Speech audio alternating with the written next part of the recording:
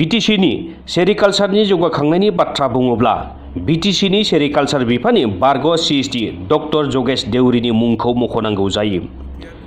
जगेश देउरि बिथाङा बिटिसिनि सेरिकालचार बिफानखौ जौगाहोनायनि थाखाय नाजाथाबदोंमोन। CSD जानानै थानाय समाव बेबायदियैनो बिथाङा गोबां खामानिबो मावदोंमोन आरो बान्थाबो मोननो हादोंमोन।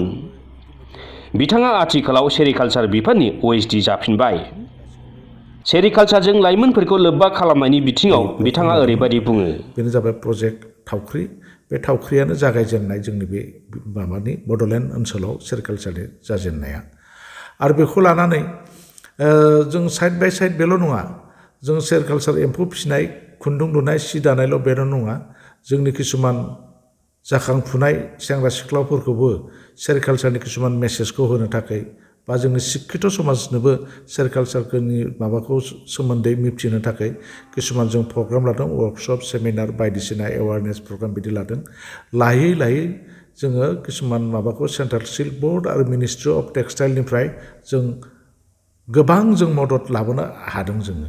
आथिखालनि बिटिआर सोरखारा सेरिकालचारखौ लानानै बिथांखि खालामनायनि सोमोन्दैयावबो देउरि बिथाङा ओरैबायदि बुङो। दानि बिटिआरनि गोदान सरकाराबो बे सेरिकालचारनि सायाव दानाय लुनायनि सायाव जथेस्थ' गुरुत्त होदों आरो बिदिहायनो इन्दिनि सायाव बांसिन गुरुत्त होदों।